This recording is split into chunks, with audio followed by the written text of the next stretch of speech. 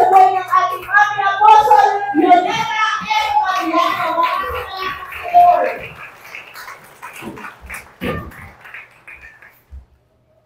Ayan. Praise God. Amen? Ayan. So, salamat po sa Panginoon. Sige, let's pray first. Amang Diyos, makapangyarihan sa lahat, sa pakikipisan ng banal na Santong Espiritu, muli po kami, Panginoon, nagtipon-tipon sa lugarin pong ito. Upang, Panginoon, Ikaw ang aming Diyos na masamba, Ikaw ang aming Diyos na mapasalamatan sa kabutihan at katapatan mo po sa aming mga buhay. Kaya sa oras na ito, aming Diyos, naninikluhod po kami. Patuloy po kaming nagpapakumbaba. And Father God, we invite your mighty presence of your Holy Spirit be in our midst right now. Father God, continue, Lord God, we pray that you will encounter us once again in this place. Father God, salamat, Lord God, sa salita mo that you have sent this very day. Hayaan mo po na buong puso po namin itong tanggapin. Sapagkat ito, Panginoon, ay iyong mga mensahe at aral mo sa bawat isa. Upang, Panginoon, O God, ay patuloy po kaming makahakbang, makalakad, Panginoon, ayon sa iyong kalooban, hanggang sa makita ka namin ng mukhaan. O aming Diyos, sa umaga pong ito, samahan mo kami muli. Salamat sa iyong banal na Santong Espiritu at amin po ngayon wini-welcome sa aming kalagitnaan. We thank you, Father God, for your sweet and mighty presence of your Holy Spirit in this place. Father, we bow down before you, even the word that you have sent us today. We acknowledge you, Father God, and we adore you, Lord God. Ako, Panginoon, na iyong kakasangkapanin, Lord, hayaan mo, Panginoon, ng mga salita mo, O God, ang siyang patuloy, Panginoon, O God, na patuloy na lumabas sa aking mga labi, Panginoon, taglay-taglay ng kapangyarihan nito, na kung saan, Lord God, Panginoon, magpapalakas sa lahat ng nanghihina. At pagkaroon, Panginoon, Lord God, ng hamon na ikaw ang Diyos naming patuloy na paglingkuran. Salamat po aming Ama, purihin ka po, sambahin ka sa pangalan ni Jesus. Ang lahat magsabi ng Amen. Amen. Hallelujah. Sige po, makakaupo na po tayo. Salamat sa Lord. At 1 month, no? Eksaktong 1 month ay hindi ko po kayo nakita and tunay na ay na-miss ko po kayong lahat. Amen. At salamat din sa Lord sa pagkakataon pong ito sapagkat kompleto tayo ngayon. Amen. Nandiyan dyan. Sige, let's welcome first yung ating 13 Martires chapter, yung ating CGCF JTG, 13 Martires. Salamat sa Panginoon sa buhay po ninyo. And atin din pong i-welcome ang ating CGCF JTG Carmona chapter. Ayan, palakpakan po natin sila. Pwede po bang tumayo? Ayan.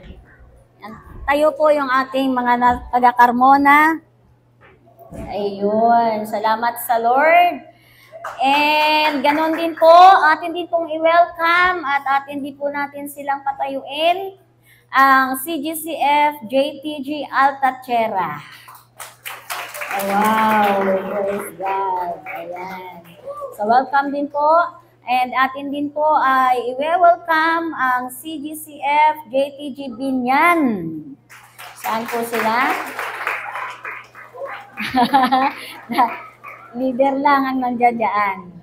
Ayan.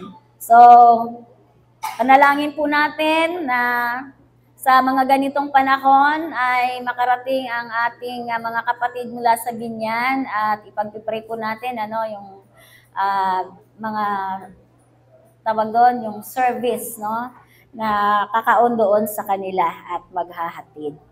Okay, salamat sa Panginoon. And ano pa ba yung meron tayo? At of course, yung ating CGCF JTG Central. Amen?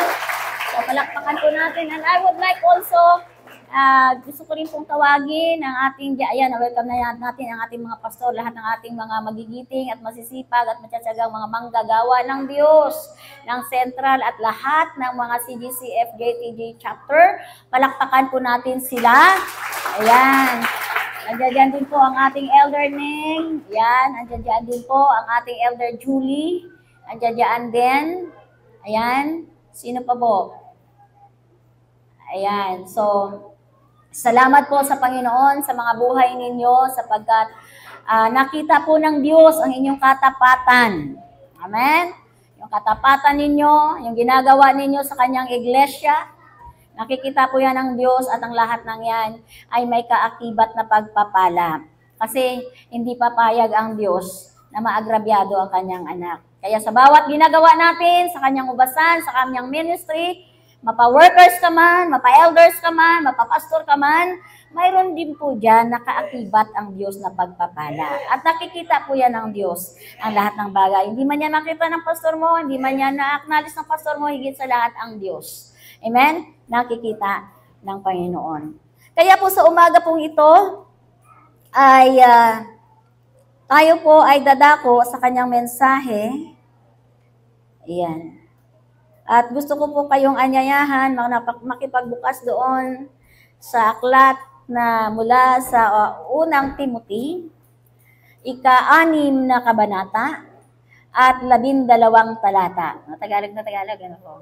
1 Timothy chapter 6 verse 12. Ayan. Ang sabi dito, fight the good fight for the faith. Take hold of eternal life. Sabihin mo, take hold of eternal life. Ayan. So that you were called to and made a good confession about in the presence of many witnesses. Ayan. So ngayon pong umaga, ay lagyan po natin ng pamagat, good fight of faith. At ito po, tayo po ay naniniwala na ito ay naaangkop na mensahe para po sa kanyang church, sa kanyang mga anak sa huling kapanahunan pong ito. Sapagkat alam po natin na marami pong mga Kristiyano, nakakalungkot man po ay marami pong mga Kristiyano ay umaayaw na. And many also, they are almost giving up their faith. Maraming mga Kristiyano na parang gusto na rin nilang bumigay sa kanilang mga pananampalataya sa pagsunod sa ating Panginoon. But today, ang Diyos ay patuloy pong mangungusap sa atin. Kaya hayaan po natin, nabuksan po natin ating mga puso. Sabihin mo sa iyong katabi, makinig tayo. Ayan. Huwag nating hayaan na ang oras na to ay hindi tayo kausapin ng Diyos. Amen? At ang pakikinig po ng salita ng Diyos, ito po ay kumakausap ang Diyos sa atin. Amen? So, mayroon lang po talaga siyang bibig na ginagamit, which is yung kanyang mga lingkod, yung mga pastor. Kasi hindi naman na pwedeng bumaba ang Diyos para magsalita dito sa ating harapan. Tama po ba? Kung kaya gumagamit po talaga siya ng kanyang mga lingkod. So, good fight of faith.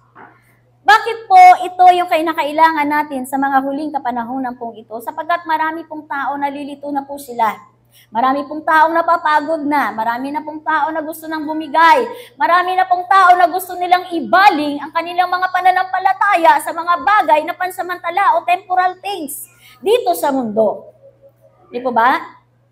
Kung kaya, nais ng Panginoon, ikaw na kanyang tinawag, nais ng Panginoon na hanggang sa huling pagbabalik ng Diyos ay makita ka na ikaw ay nagpapatuloy ng buong kalakasan, ng may buong pagsisikap hanggang sa madatnan tayo ng Diyos at makita natin ang mukhaan ng ating Panginoon. Amen? Kung kaya ang sabi po dito, ayan, nalagay ba ito sa Tagalog? So dito po, sabi niya, pakibasa po diyan sa Tagalog sabay-sabay. Paglaban mong mabuti ang pananampalataya, ang hawakan mong mabuti ang buhay na walang hanggan, dahil tinawag ka ng Diyos para sa buhay na ito. Yun. Pakayalan mo ang pananampalataya mo sa harap ng maraming saksi. Amen. So ano po yung pinapaalaala dyan sa atin ng Diyos? Ano po sabi niya? Na kung saan ay ingatan natin ang ating pananampalataya. Amen. Sino po dito may pananampalataya? Amen. At ang pananampalataya na yan na siyang magdudulot sa atin ng eternal life o ang buhay na walang hanggan. Amen? So, bakit po ito ay sinabi ni ni Paul kay Timothy? Bakit po? Tingnan po natin ang 1 Timothy. Gusto ko lang pong muna i-project o basahin kung bakit nagkaroon tayo, nag-come up tayo ng tema na kagaya nito. 1 Timothy chapter 6 verse 3. Sabi po dito, so hanggang 10. Ang sabi po dito, ito po yung pangyayari. No, bago yan sinabi ni Paul kay Timothy, ito po yung sabi niya. Sa verse 3, sabi niya, ituro mo ang mga bagay na ito at hikayatin silang sundin ito. Nandiyan dyan, ha? Ayan, sabayan niyo lang po ako, ha? Sabi niya, verse 3, kung may nagtuturo man ng salungat dito at hindi naaayon sa tamang turo ng ating Panginoong Hesukristo at mga turo tungkol sa pagsunod sa Diyos. So, dito po kaagad, nagbibigay po ng paalaala si Apostle Paul kay Timothy, yung pagtuturo na salungat sa tamang turo ng ating Panginoon. Yun po. So verse 4, proceed po tayo. Ang taong ito ay mayabang pero wala namang nalalaman. Gusto lang niyang makipagtalo na nauuwi lang naman sa inggitan, alitan, paninira, pambibintang. Verse 5. At walang tigil na awayan. Ito ang ugali ng taong baluktot ang pag-iisip at hindi na nakakaalam ng katotohanan. Inaakala nilang ang kabanalan ay paraan ng pagpapayaman. So, maraming mga bagay na yan. Verse 6, sabi niya, kung sa bagay, daig pa ng taong namumuhay ng banal at kontento na sa kalagayan ang mayaman. Verse 7, ang totoo, wala tayong dinala sa mundong ito. O, ito po yung totoo, di po ba? Nung tayo ay pinanganak, wala naman talaga tayong dala eh. Di ba? Ang totoo, wala tayong dinala sa mundong ito. At wala rin tayong madadala pag alis dito. Ayan. Ewa, tandaan po natin ha. Wala tayo, nung dumating tayo sa mundo, tayo ay walang dala. Pag alis din natin dito sa mundo, wala rin tayong madadala. Oh.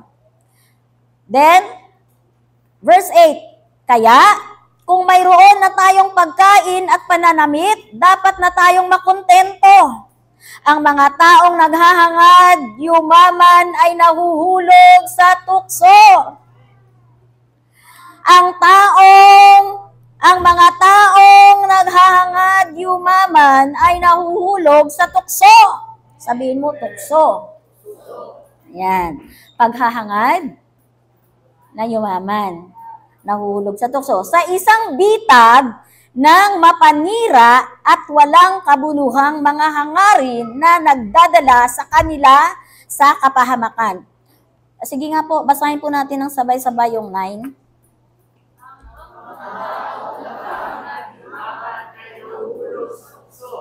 Sa isang bitag ng mapanira at walang kabuluhang mga hangarin na nagdadala sa kanila sa kapahamakan.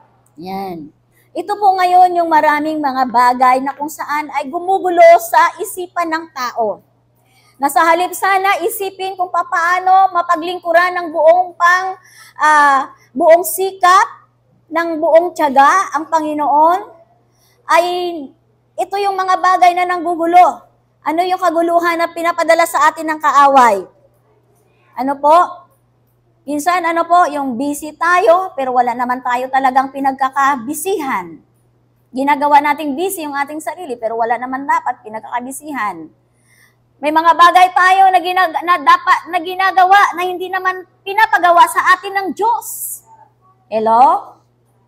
Kaya ito po yung mga bagay na hinahangad natin. Ano yung mga madalas nating bagay na hinahangad natin? Yung mga bagay na hindi pinapagawa sa atin. May mga bagay tayo na ipinaglalaban na hindi naman ipinaglalaban sa atin ng Diyos. Ito po yung mga bagay ngayon na nilalagay ngayon ng tao sa ng kaaway sa mga tao, no? Yung mga panliling lang, kung kaya madaling mahulog sa tukso. Amen. Verse 10. Sige po, verse 10, pakibasa ulit. Agad ang pag-ibig sa salapi ang siyang ugat ng lahat ng kasamaan. Ang sobrang pagkakamad ng salapi ang nagtutulak sa iba, nagmalikod sa pananampalataya at nagdulot ng maraming pag-iigis sa buhay nila. Iyon. Sabi niya, ang sobrang paghahangad ng salapi ang nagtulak sa iba na tumalikod sa pananampalataya at nagdulot ng maraming paghihinagpis sa buhay nila. So ito po yun, kung bakit ang tao ay malungkot. Ano po ang nagiging ugat? Ang pag-ibig sa salapi. Masama po ba ang salapi? Hindi po masama ang salapi. Di po ba? Ang masama ang alin? Yung pag-ibig natin sa salapi.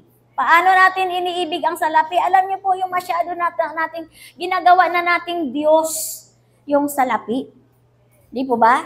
Alam natin, halimbawa, pinagpapalit natin ang oras ng Diyos sa paghahanap buhay. Di po ba? Pinagpapalit natin ang maglingkod sa Diyos kaysa mag-overtime. Ayun po yung mga bakit. Ano ba yung ating hangad dyan? Di ba? Gusto natin ng double pay? Di ba? Yung mga ganong mga bagay. So, paghahangad ng salapi. Kaya, nasabi ni Apostle Paul kay Timothy. Kaya tayo pong lahat ay nandito na po tayo na mga nasa huling araw na tayo. Di po ba? Kung kaya tayo ay kinakailangan dapat magiging mulat ang ating mga kaisipan sa mga bagay na kung saan ay pwede tayong matukso. Magiging mulat dapat ang ating mga kaisipan sa mga bagay nandito sa mundo na pwede tayong mag-wave, mag-alinlangan. Maipagpalit natin ang Diyos sa mga bagay na kung saan ay lumilipas. Kung kaya ang sabi niya doon sa verse 11, ano po ang sabi niya doon? Ituloy po natin. Pakibasa niyo po. Ngunit ikaw bilang lingkod ng Diyos, iwasan mo ang mga bagay-yan. Sikapin mo mamuhay ng matuwid, banal, pagtibay ng pananampalataya, magmahal, magpag-iis at mabait sa kapwa. Kaya yung verse 12, yun na yung ating tema. Paglaban mo mabuti ang pananampalataya, ang hawakan mo mabuti ang buhay na walang hanggan, dahil tinawag ka ng Diyos para sa buhay na ito, nang ipahayag mo ang pananampalataya sa harap ng maraming saksi. Yan. So ipaglaban mo yung pananampalataya na kung saan ito ang kaloob ng Diyos na tayong lahat ay magtamo ng buhay na walang hanggan. So we must have a good fight of faith in these last days. Kinakailangan po natin. Di ba? Ang nakakalungkot lang po, marami pong Kristiyano ngayon, labahin lang. Di ba? Di mo na ako magsimba ngayon kasi dami naming labahin. Di mo na ako ngayon mag-church kasi may problema kami. Lalo nga tayo dapat lumapit sa Panginoon kasi hindi natin kayang lutasin ang problema kung walang gabay at patnubay ng Diyos. Diba? Kaya sabi niya, ipaglaban mo. Yung, alam niyo po, sino po dito walang problema? Pakitaas nga po ang kamay. Di ba? Sabi nga po, ang taong walang problema, dalawa lang yun. Dalawang uwi lang. Wala kang problema kapag kay patay na. Wala kang problema. Pangalawa, yung taong walang problema, ano yon? Yung nasira na yung tornilyo ng utak. Di ba? Wala nang problema yon. Wala nang maisip. Kaya tayo, habang nandito tayo sa pansamantalang mundo na to, ano ang kinakailangan natin? na ang bawat isa sa atin ay kinakailangan tumakbo at lumaban ng pinakamainam na laban ng ating pananampalataya. Kaya nga sabi ni Paul, sabi niya, ipaglaban mong mabuti ang pananampalataya. Di ba? Kaya wag nating ibenta yung ating pananampalataya. Minsan binibenta natin yung pananampalataya natin. O, sasabihin, anak, kami na lang muna ang mag-church, ikaw na lang ang magtrabaho. Diba? May mga ganun. Diba? Ay sabi niya, ipaglaban mong mabuti. Amen? Kaya kinasabi niya, doon nga sa verse 11, kaya sabi niya, dapat tayo handang magtiis. Diba? Naalala niyo yung verse 11 kanina? Ito yung mga bagay na dapat kinakailangan natin para makita natin na naiingatan natin ang ating pananampalataya sa Panginoon. Di ba? Kasama po dyan. Kasi kung hindi ka marunong magtiis, matutukso ka. Pumasok na lang kaya, ano na lang kaya, gawin ko na lang kaya ako magiging presidente ng Pilipinas para marami akong makurakot. Or whatsoever. Di ba? Magiging presidente na lang kaya ako ng baka sakaling kumita pa ako dito. Marami tayong mga ganun. Lahat minsan, kung ano-anong mga karumihan ng ating mga kaisipan na hanggang sa yung pananampalataya natin ay nalimutan na. Bakit? Kasi ang gusto natin yung ating pamamaraan. Pero ito ngayon ang sabi ng Diyos sa atin, bawat isa, ipaglaban mo ng mabuti ang iyong pananampalataya. So, paano? Diba? Alisin, iwasan natin kung mga bagay na nagbibigay sa atin ng tukso. Diba? Pagka alam mo na hindi mo kayang paglabanan yung tukso na yan, di ba? Kinakailangan natin ng endurance. Kinakailangan natin pagtitiis. Amen? So, how to have a good fight of faith? Paano po natin? Paano tayo magkaroon ng good fight? Ito po kasi ang kailangan natin sa panahon ngayon. Hindi tayo po pwedeng makipaglaban hindi tayo po pwedeng lumaban sa dahas at sa mga kung ano-ano paman. Ito yung sa pananampalataya tayo kinakailangang lumaban. Amen? Yung ating pananampalataya, yung ating pagkakakilala sa ating Panginoon. Hindi po ba? So number 1, to have a good fight of faith, number 1, press on. Amen. Ano po? Press on. Philippians chapter 3, verse 12. Sabi po dito, not that I have already reached the goal or am already fully mature, but I make every effort to take hold of it because I also have been taken hold of by Christ Jesus. So sa Tagalog, pakibasa. Hindi ko sinasabing nakakal ko lang ang lahat, o kaya nagdidilat na ako. Sa halip, patuloy ako magsusumita para makakaliw. Dahil ito ang layunin ni Kristo sa mga. Yan. So yun po yung bagay na tinuturo sa atin, press on. Ano po bang salita na naman to? Ano ba ang gagawin natin diyan sa press on para magkaroon tayo ng good fight? So press on, pag sabi natin press on, kinakailangan natin, magpatuloy. Huwag nating sasabihin na tapos ko na yan. Di ba? Alam ko na yan, yung mga salita na yan. Di ba? Kabisado ko na yan. Lagi ko na lang yan naririnig. Kaya, ano ang nangyayari? Hindi ka na makapag-press on kasi pinaniniwalaan mo na yung sinasabi ng sarili mo na alam mo na. Kaya ang sabi ni Apostle Paul, sabi niya, hindi ko sinasabi na naganap na o natapos ko na yung aking takbuhin ito. Bagkus sabi niya, nagpapatuloy ako. Amen? Ay sabi mo sa iyong katabi, magpapatuloy tayo. Amen? Kinakailangan magpapatuloy. May pagsubok man, may problema man, may paghinagpis man. Hello? Magpatuloy, magtiis, i-overcome by your faith. Amen? Normal na sa atin ang problema. Hello? Lalong-lalo na sa panahong ito. Magiging handa po tayo sa mga problema. Kaya nga, good fight.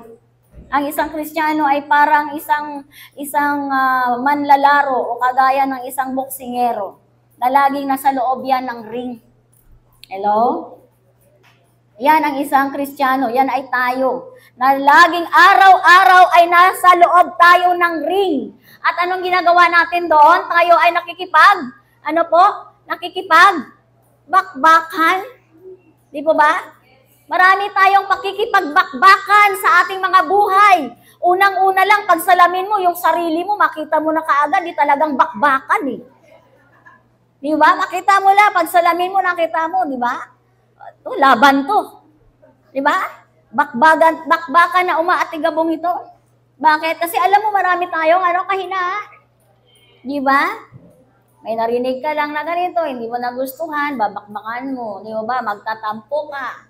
Di ba? Pupunta ka na lang sa church. Di ba? Pupunta kayong mag-asawa sa church. Paalis na lang, magsasapatos na lang, nawawala ang medyas na isa. O, di ba? Mag-aaway. Ang ending, hindi na nakapag-church. Di ba? So marami pong mga trials yan po ay mga maliliit lang. Financial. Di ba? Marami po dyan sa ating mga financial na mga financial needs. Di ba? Marami tayo. Hindi muna ako magsisimba kasi wala kaming isasaing. Lalo ka nga mawawalan ng isasaing. Kasi yung magbibigay ng isasaing mo, hinuli mo. Di ba? Kaya, problema. Hindi pa tapos yung isang problema, may pumapasok na problema. Hindi pa tapos yung isa, may another problema. Di ba ba? Pagkatapos ng anak ng problema, di ba? Yung pinsan. Hindi pa tapos yung pinsan ng problema, yung kaibigan. Hindi pa tapos yung kaibigan, yung asawa. Di ba ba? Ang daming problema. Kaya sabi niya, fight a good fight of faith. Kaya yung pananampalataya mo ngayon yung tinitingnan ng Diyos. Kung gaano tayo pagtitibayin ng ating pananampalataya through our storms. Ano yung mga storms? Yun yung ating mga battles. Diba? Yung ating mga laban lagi sa buhay. Mga pagsubok lagi sa ating buhay. Kaya press on. Huwag nating tingnan. Amen? Huwag nating tingnan yung problema kasi kapag tinignan po natin ang problema, lulubog tayo. Hindi na tayo makapagpatuloy. Diba? Sasabihin mo na lang, ayoko na. Lagi ko na lang yan naririnig. Darating si Lord. Hindi naman dumadating. Kaya ayoko na. Kaya sabi niya, we must press on to God. Kaya sabi niya, wag nating sabihin o ibilang na natapos mo na ang iyong takbuhin. Kinakailangan tayo ay magpatuloy pa rin. Amen? Magpatuloy tayo. Bakit? Ano po ba bakit po kinakailangan tayong magpatuloy at magsumikap?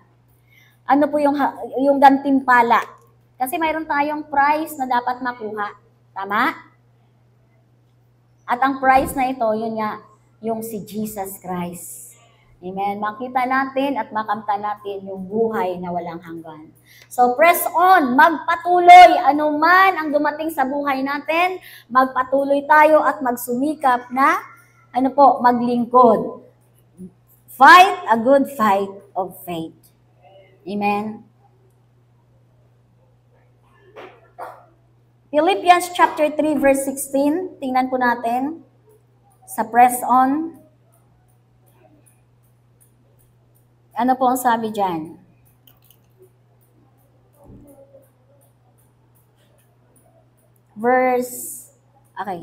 Philippians chapter 3. Hindi nalagay. Chapter 3 verse 16. Sige po, ano sabi niya dyan? Ang mahalaga, sige po makibasa.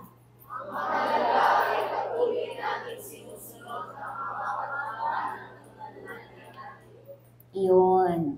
So, paano po tayo mag-press on? Alalahanin po natin ang salita ng Diyos na ating napakinggan. Isipin po natin ang salita ng Diyos na ating tinanggap. Isipin po natin ang salita ng Diyos na itinuro sa atin. Yun po, kung paano tayo makapagpatuloy. Bulay-bulayin natin ang mga salita ng Diyos na ating narinig, itinuro sa atin, tinanggap natin. Yun po ang press on. Upang po tayo ay makapagpatuloy, hawakan po natin ang pangako ng Diyos. Amen? Sundin natin. Pagkatapos natin pinakinggan, sinunod, tinanggap, ano pong sabi niya? Sundin. Ang mahalaga ay mapatuloy nating sinusunod ang mga katotohanang natutunan natin. So, alam na natin yung katotohanan. Di po ba? Yung tuwing linggo natin, na naririnig natin, sa ating mga food for the soul, araw-araw, nandiyan. Sa mga meditations natin, personal, na binabasa natin araw-araw sa Panginoon, sabi niya, ito po, patuloy nating sundin. So, let's continue to obey. Kaya sabihin mo sa iyong katabi, obey. Ayan. Obey the word of God. Amen? So, pangalawa, tatlo lang po ito. Pangalawa na tayo. Hold on to faith. 1 Timothy chapter 1, verse 19. Ano po ang sabi? Pakibasa po ulit dyan. Ingatan mo ang pananampalataya mo at nananilihin mo malinis ang konsensya mo. May mga taong hindi nakinis sa konsensya nila at dahil dito sinira nila ang kanilang pananampalataya. Iyon. So, hold on to faith. Ingatan natin yung ating pananampalataya. Amen? Huwag tayong dumating sa sitwasyon na lumayo sa pananampalataya. Amen? Yung falling away, kasi nandiyan na yan, yung falling away. Ano ba yung falling away? Maraming po Kristiyano kasing tatalikod. Iiwanan na nila yung kanilang, iiwanan na nila ang kanilang pananampalataya, tatalikod sila sa Diyos at hahanap ng iba. Diba? Hahanap, bakit? Kasi hindi nakapagtiis. Diba? Hindi napagtagumpayan ang temptation. Mayroon silang mga kanya-kanyang pamaraan. Kaya tayo po ay hindi po tayo nabubuhay sa ating kanya-kanyang pamaraan. Tama po? Ano po? Pamamaraan ng Diyos. Kasi sabi po, hindi sapat yung ating pamamaraan. Di po ba? Pero kapag pamamaraan ng Diyos, tayo po ay magtatagumpay. Amen? So sabi niya, ingatan natin ang ating pananampalataya. Having faith and a good conscience, some have rejected this and have suffered and the shipwreck of their faith. So yun yung iba. Bakit sila ay nawala sa pananampalataya? Bakit? Kasi marami po silang bagay na ipinalit sa Diyos. Higit nilang sinunod yung kanilang mga sariling gusto. Higit nilang sinunod yung kanilang mga sariling pamamaraan. Kung bakit, kung kaya sila ay lumayo sa pananampalataya at hindi na sumunod sa katotohanan na kanilang napakinggan, sa katotohanang tinuro sa kanila. So, kaya sabi niya, hold on to faith. Ingatan natin yung ating pananampalataya. So, in order for us to have a good fight, number 1, press on, magpatuloy. Ano man yung meron tayong pagsubok, alisin natin ang lahat ng mga hindrances. Minsan tayo lang kasi naglalagay talaga. Tayo lang ang naglalagay ng hadlang para hindi tayo makapagpatuloy sa ating paglilingkod o pananampalataya sa Panginoon. Tayo lang ang nagbibigay ng dahilan, ng hadlang kung para tayo ay hindi tayo lumago at tumibay sa pananampalataya. Okay, so press on, magpatuloy. Number 2, hold on to faith. Ingatan ang pananampalataya. So paano po itong iingatan? Sabi po niya,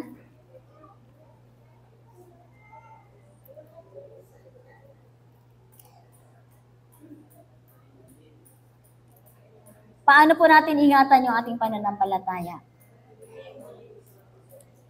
Yan, dapat kinakailangan magiging malinis. No? Alam mo yung konsensya, yung conviction. Di ba? Ang Diyos nagtuturo yan sa ating puso eh. Alam niyo po yon, wala pong Kristiyano na walang nagsasalita sa kanyang puso. Kasi the moment, nung time, kung naalala po natin, nung time na tinanggap natin si Jesus Christ as our personal Savior, ang Holy Spirit ay nag-illuminate na po sa ating buhay. Nanahan na po ang Holy Spirit sa ating buhay, and every day, nag-grow tayo through prayers and our meditations through the Word of God, kung kaya lagi natin naririnig ang salita ng Diyos. Kung kaya, ang ating pananampalataya ay tumutubo, lumalago, tumitibay at lumalalim. Bakit po? Kasi mayroong Holy Spirit na nagtuturo sa atin. Which is kaya nga sabi, that we must hold on. Kinakailangan tayo ay ano po, kung kaya naiingatan natin. Bakit? Dahil po sa conviction ng Holy Spirit na sa atin.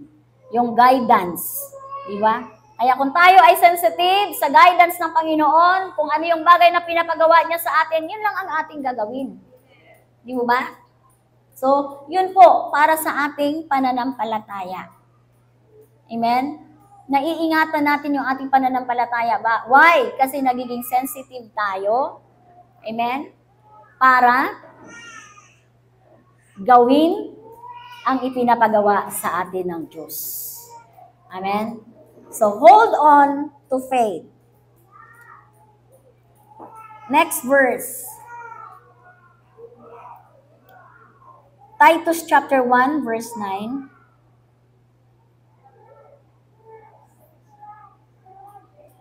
Ano po sabi po ng Titus chapter 1, verse 9? Holding to the faithful message as taught, so that he will be able both to encourage with sound teaching and to refute those who contradict it.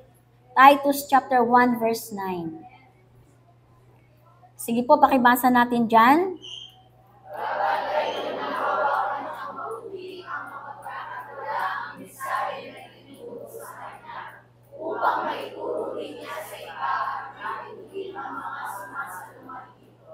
Yun. So, yun yung mga bagay na hold on to faith. So, tayo mga Kristiyano, ano pong kinakailangan dapat po natin gawin? Ano po? Una, panghawakan. Panghawakan natin. Di ba? Yung mga salita o mensahe na itinuro na sa atin. Di ba? Bakit po kami na inyong mga lingkod, nakakapangaral kami ng kagaya nito? Kasi mayroon pong nagturo din sa amin. Na ang kanilang mga tinuro ay hindi po namin winala sa aming mga puso, sa aming mga isipan. Ito ay aming nilakaran, ipinamuhay, pinraktis araw-araw, at pagkatapos na pagkatapos naming maipamuhay, maipangaral, na ipraktis araw-araw, ito kami ngayon nangangaral at ipinapasa naman sa inyo. Upang tayo, ang bawat isa sa atin, ay makapagpatuloy at maiingatan natin ang ating pananampalataya. At sa gayon, ay hindi tayo mahuhulog sa, sa paglayo natin sa Panginoon. Hello, church? Kaya sabi niya, dapat ay pinanghahawakan niyang mabuti ang mapagkatiwala ang mensahe na itunuro sa kanya. Kaya alam niyo po yung word doon na pinanghahawakan niyang mabuti ang mapagkakatiwala ang mensahe na itinuro sa kanya. Alam niyo po, ito yung mga salita natin, ito yung mga salita na naririnig natin mula sa Panginoon. Ito yung mga mensahe na mapagkatiwalaan natin. Amen? Hindi po kasi ito salita ng tao. Ito ay salita ng Diyos na makapangyarihan sa lahat, na kung saan ay siyang darating at gagawin niya ang mga bagay na ito. Kanyang tuto pa rin ang mga mensahe niya na ibinibigay niya sa atin. Kaya we must hold on to faith. Ingatan natin yung ating pananampalataya. Amen? Kaya hindi ka madadala Hindi ka mayayanig, hindi ka mawawasak sa mga problema, suliranin man na dumating, bagyo man sa buhay mo. Hindi ka kayang tinagin, hindi ka kayang wasakin sapagkat tumanggap ka ng mensahe na salita ng Diyos na kung kailanman ay mapagkatiwalaan mo ito. Amen? So hold on to faith.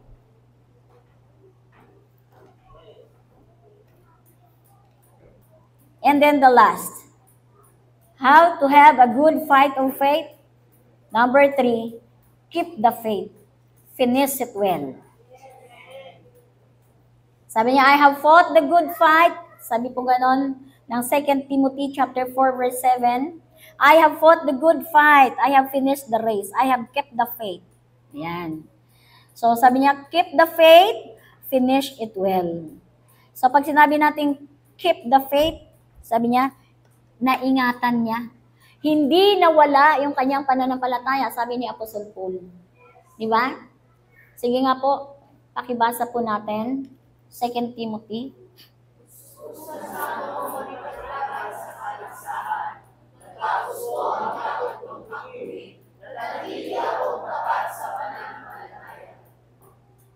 Yan. Di ba? Sabi niya, puspusan akong nakipaglaban sa paligsahan. So ano po ba yung mga paligsahan na yan? May race, no? Mayroon tayong takbuhin sa ating mga buhay na to. At ang bawat isa may kanya-kanyang mga tinatakbo ng buhay. Di ba? Mayroon ano po ba yung pag sinabi mga takbuhin? Na kung saan ay sa ating mga takbuhin, marami po dyan. No, marami tayong mga madadaanan habang tayo ay tumatakbo, papalapit sa Panginoon. Mayroon tayong mga madadaanan na mga hadlang. May mga bato na pwede tayong matisod. At ano po yan? Yun yung mga mga problema, mga pagsubok natin sa buhay. Pero, sabi nga po, kinakailangan po natin ingatan yung ating pananampalataya. Kaya sabi niya, I have fought the good fight. Ito, natapos ni Apostle Paul, no, ang kanyang takbuhin sa Panginoon. At ito po dapat, tayong mga Kristiyano, ito din dapat ang magiging goal natin. Di po ba? Sige po, bababa natin. Bigyan tayo ng example. Siguro, wala naman nagplano na nagpagawa ng bahay na hindi niya tinapos. Di ba? Sige, pagawa tayo ng bahay-han. Sabihin mo sa asawa mo, pagawa tayo ng bahay-han, ha? Sige, pero yung bahay natin ay, skeleton lang. Yun na yun, titirhan natin. Siguro wala naman ganun, di ba? Katawa-tawa po. Di po ba? Yun din po yung ating pananampalataya. Di ba? Pagkatapos tayong manampalataya sa Diyos, hindi po pwede na mayroon ka pang takbuhin, huminto ka na sa gitna at sabihin mo, ayoko na. Di ba? Kaya kung ikaw ay sumali sa isang paligsahan at sa gitna ng labanan ay umayaw ka, di ba katawa-tawa? Kaya ito yung dapat na kinakailangan, sabi nga, puspusan natin na ipaglaban yung ating pananampalataya. Ay nakailangan natin ingatan. Amen? Kaya hindi natin tinitingnan. Hindi tayo tumitingin sa kanan, sa kaliwa, sa likod. Ang isang manlalaro o mananakbo, di po ba, ang kanyang attitude ay nagpe-press on yan siya. Di ba? Habang tumatakbo yan, tumitingin siya doon sa dulo, sa finish line. At ganun po tayo dapat mga Kristiyano. Amen? Ang ating tinitingnan yung finish line, yung maabot natin yung finish line through your faith. Amen? Hindi mo na tinitingnan, hindi mo na iniisip habang nandito ka ngayon. Diba, hindi mo na iniisip, mamaya wala kaming isasaing. Diba, hindi mo na iniisip, hindi mo kasama yung iyong asawa. Hindi mo na naisip, nasaan kaya yung asawa ko? Ano kaya ginagawa niyon ngayon? Diba, nanood kaya ng sino yun? Sino kaya kasama? Diba, wala na tayo doon. Amen? Ang tinitingnan na po natin yung yung prize na doon sa dulo. Yung prize na kung saan ay gusto nating kamtin. At ano po yun? Yung makita natin si Jesus Christ at makamtan ang buhay na walang hanggan. Amen? So, sabi po, keep the faith and finish the race. Proverbs 23, verse 23. Keep the faith. Ano pong sabi niya? Paki ano po diyan sa sa Tagalog.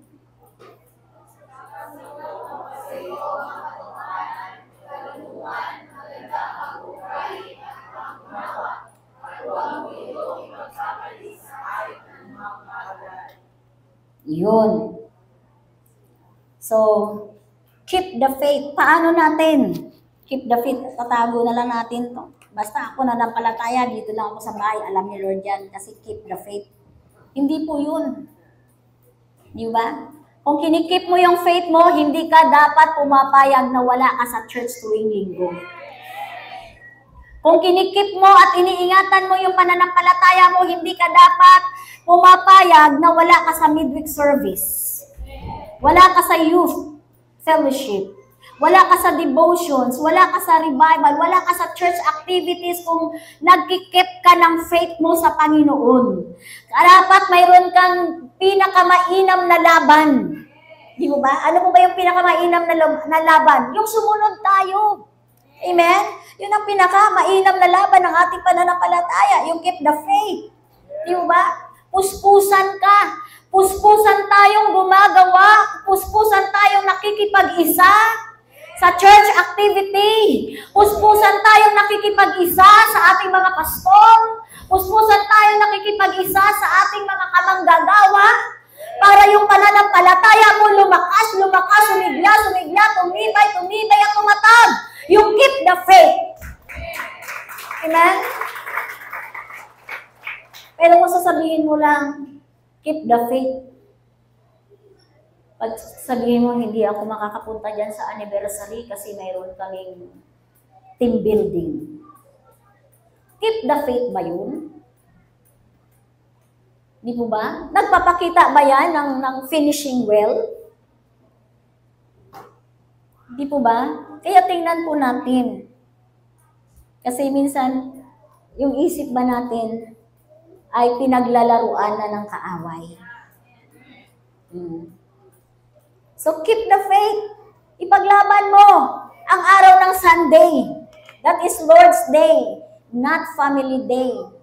Maganda yan, family day and Lord's Day. Hakutin mo pamilya mo, punta kayo sa church. At yun ang tunay na family day. Amen? Palakpakan po natin ang Lord. You keep the faith.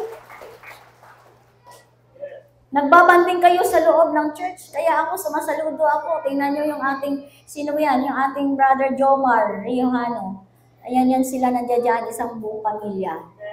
Diba? Nandiyan dyan yung mga anak niya hanggang sa maliit nandiyan dyan. Sino pa po? Ayan, yung ating sister Meds. Ayan, hanggang sa kanyang maliit na anak na dyan. Keep the faith. Isa yan, tanda na pinaglalaban ng pananampalataya. Hindi nagiging hadlang. Hindi na muna kami aatin kasi ang likot ng anak ko. Di ba? Hindi siya nagkaroon ng galang mentalidad. Di ba? Keep the faith, kinakailangan. Takbuhin natin. We must run the race. Amen? Tayo na sa paligsahan. Sino po yung nandiyan kumpleto? Yan, yung ating Elder Julie. Andyan yung kanyang pamilya. Yan, mga anak niya. Oh. Di ba? Yan, yung Bulyoso family. Di ba? Saludo ako sa inyo. Nandito po kayo. Palakpakan po natin. Sino pa po? Ayan, sila po nila ni Brother Willie. Yan, Billion family. Diba? Saludo po ako sa inyo. At yung mga dares na hindi ko pa dyan natatawag, nandiyan dyan po, kanilang mga anak. Hindi nagiging sagabal. Palakpakan po natin ang Lord. Keep the faith! Run the race! Amen? Ito po yun yung sinasabi sa atin ng Panginoon. Kaya sabi nga, limutin na natin yung mga bagay dito sa mundo. Huwag na magiging tuon ng ating pansin yun. Kasi ang lahat na yan lilipas. Di po ba? Wala tayong Dumating tayong wala rito sa mundo, aalis din tayo ng wala rin sa mundo. Di ba? Ngayon, kung ang focus mo ay temporary, siguraduhin mo lang na madala mo yan sa langit. Kung talaga ang focus, hindi, kinakailangan ko mag-overtime, magtrabaho. Siguraduhin mo lang na lahat ng pinag-overtime manong madala mo sa langit. Dahil kung hindi, kawawa tayo. Kawawa tayo. Di ba?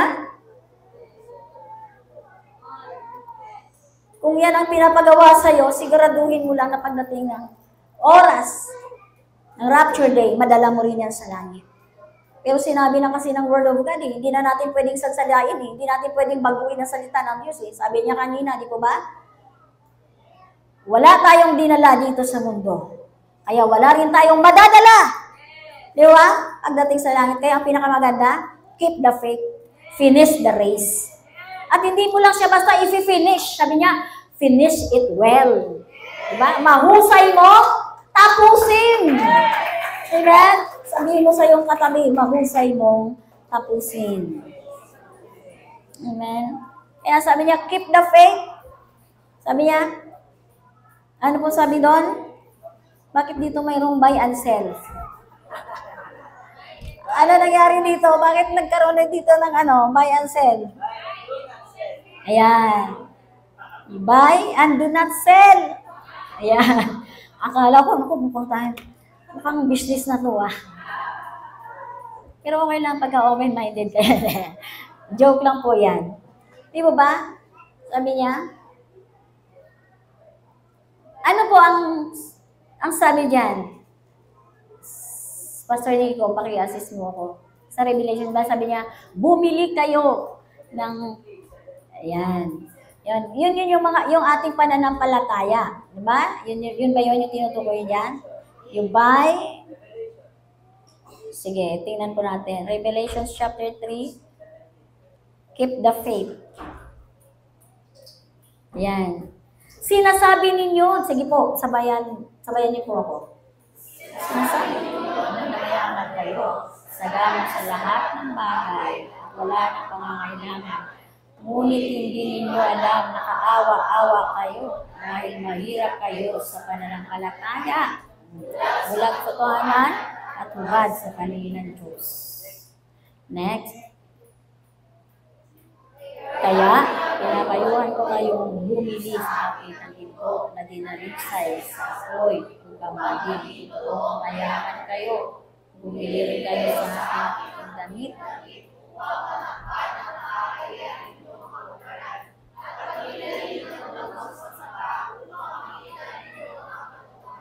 Yan. Sige. So, yun po yun. Ano po yun? Sabi niya, buy. Bumili. Pinapayuhan ko kayong bumili sa akin ng ginto na dinalisay sa apoy. So, ano po yun? Dapat, dito yun. Dapat na tayo ay kinikip yung ating, if we keep the faith, alam niyo po yung sinasabi niya na ano po sabi niya? Bumili kayo sa akin ng ginto na dinalisay.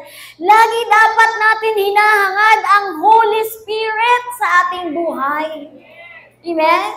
Yung fire of the Holy Spirit.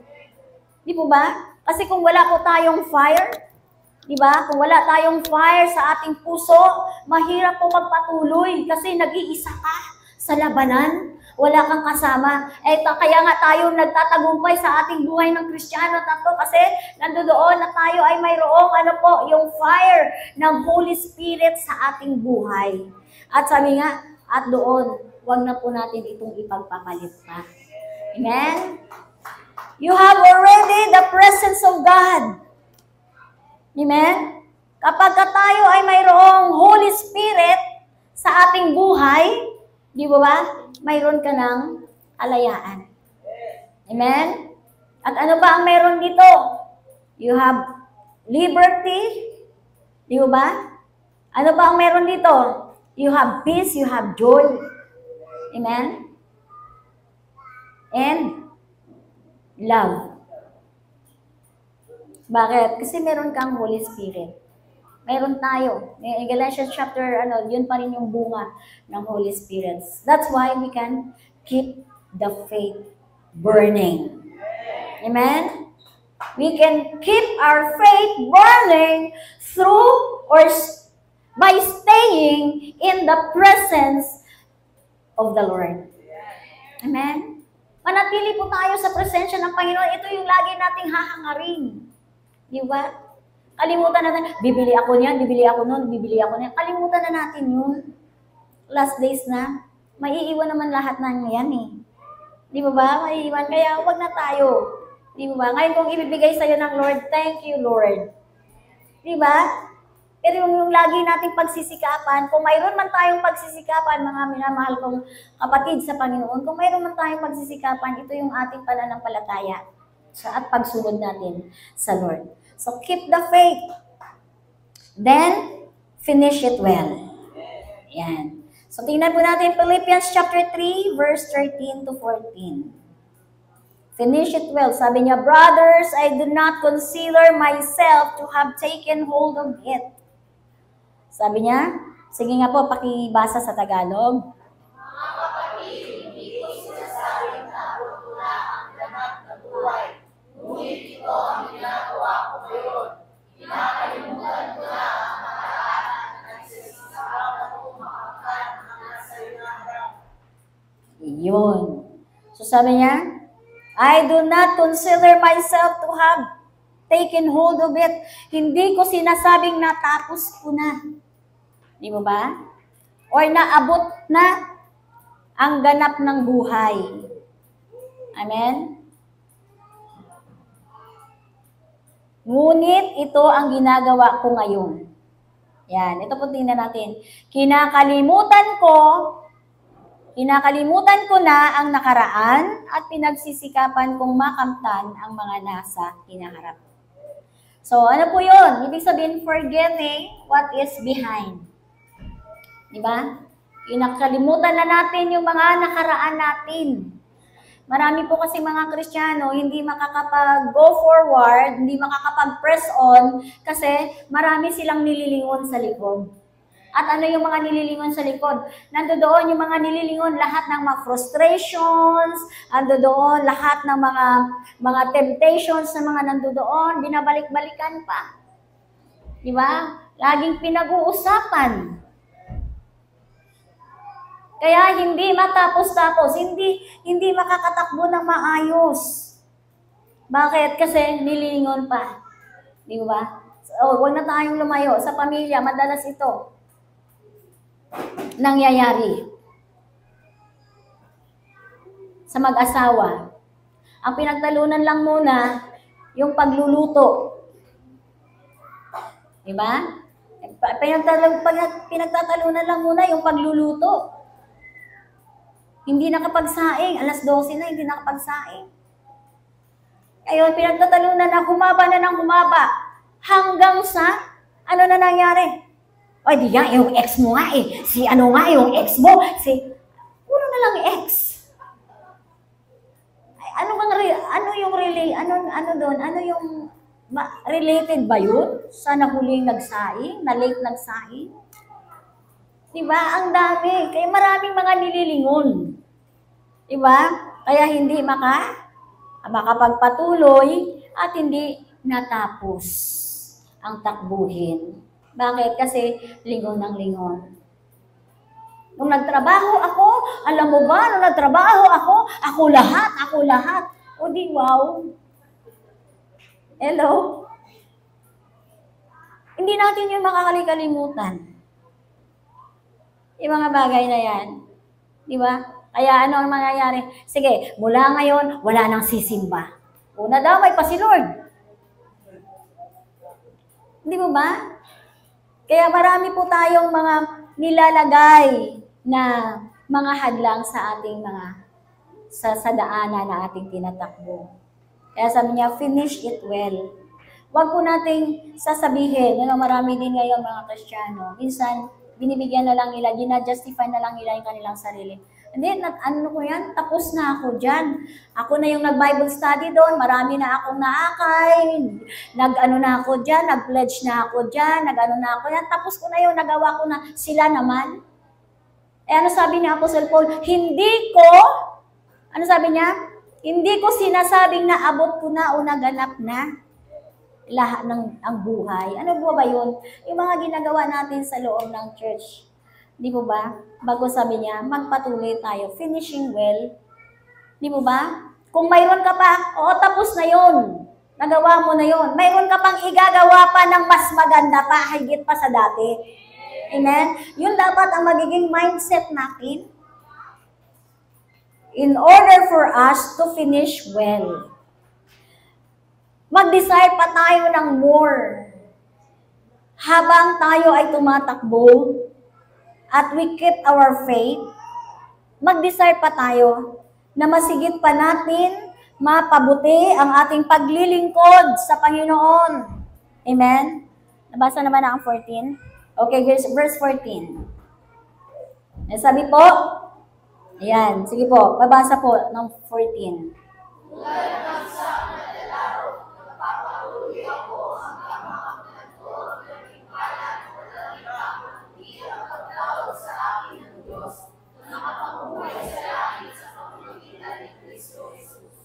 Yun. Di po ba, sabi niya, katulad ng isang manlalaro. Nagpapatuloy hanggang makamtan ang gantimpala. Kaya ito po yung purpose. Kung bakit tayo, why we are always in the church. Diba? Why we always devote our time in meditations of the Word of God. We pray to the Lord. Yun yung reason. Di po ba? Kasi gusto nating, matapos natin ang takbuhin natin ng may buong kahusayan. Amen? At makamtan natin yung buhay na walang hanggan. At ang pagsunod natin sa salita ng Diyos, doon po tayo pagpapalain. Luke 11:28. Kaya ilagay po natin yung ating faith, yung pananampalataya natin sa pangako ng Diyos. Kaya sabi po, ano po sabi ng Luke? Blessed are those who hear the word of God and obey it. He said, even more, those who hear the word of God and keep it are blessed. Di ba? Sabi niya, pero sumagot si Jesus, higit na mapalad ang mga nakikinig at sumusunod sa salita ng Diyos. So, hindi lang dalawa, no? Dalawa po dapat yan. Hindi lang yan isa. Ano po? Higit na mapalad. Sino ang mapalad? Yung nakinig. Ito ngayon yung ginagawa natin. Nakinig tayo sa salita ng Diyos. At pangalawa, hindi lang natin basta pinakinggan. Sinunod natin. Amen? At sabi niya, matatawag natin na sila ay mapalad. Amen? Sila ay mapalad. At alam niyo po yung buhay namin, pamilya po namin. 6 po ang aking anak, mga lalaki, and 3 sa kanila ang pastor. Tama ba? 3 sa kanila ang pastor. Di ba? At may 3 pa na magpapastor pa. Di ba? May 3 pa na magpapastor. God willing, kung di pa siya dumating. Diba? Doon na rin ang tungo noon. Bakit po ganun ang nangyari sa aming mga buhay? Kasi ito yun na ang salita ng Diyos ay totoo at tapat at ginaganap niya at nangyayari sa buhay natin doon sa mga sumusunod sa Diyos. Doon sa nagtitiwala at naniniwala sa salita ng Diyos nangyayari. Amen? Kaya po, kung kaya't kami po, buong pamilya kami, ay naglilingkod sa Diyos. And I do believe na dito din naman sa CGCF JTG family, nakikita po natin kung paano dinidesign ng anang Diyos ang simbahang ito, ang iglesyang ito, by family. Amen? Kaya, keep the faith. Finish it well. Amen? Finish it well.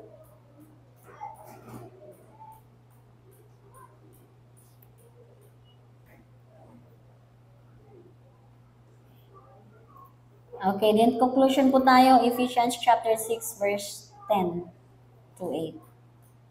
Basahin na lang po natin ito.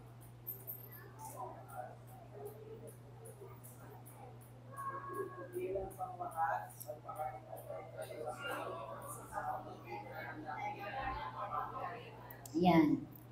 Sige po. Pabasa po natin ng sabay-sabay.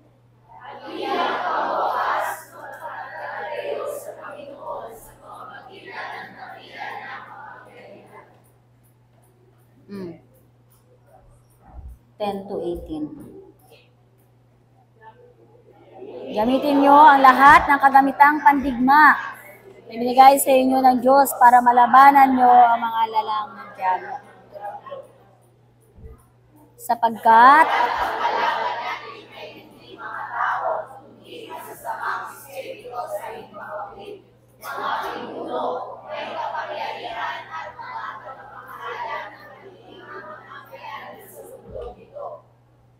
kaya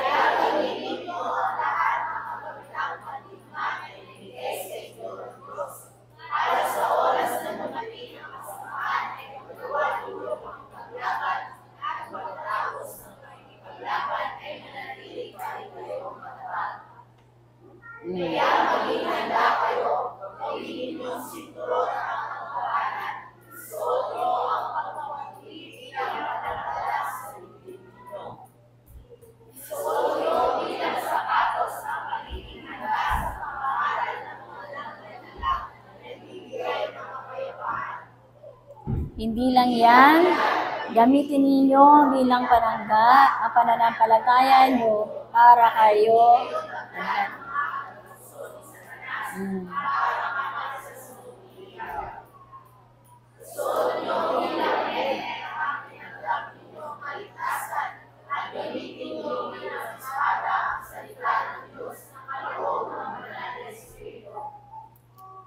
At manalangin kayo sa lahat ng oras. Sa tulong ng banal na Espiritu, ipanalangin nyo ang lahat ng dapat ipanalangin. Huwag kayong magpabaya. Patuloy kayong manalangin, lalo na para sa lahat ng mga pinabanal. Okay. So, yun po no, hindi na kinakailangan ng explanation. So, dyan po natin. So, ano po? Na kailangan in order to have a good fight, sabi niya, meron tayong mga sandata na binigay sa atin ng Diyos. Kaya kailangan po natin isuot lagi. Amen?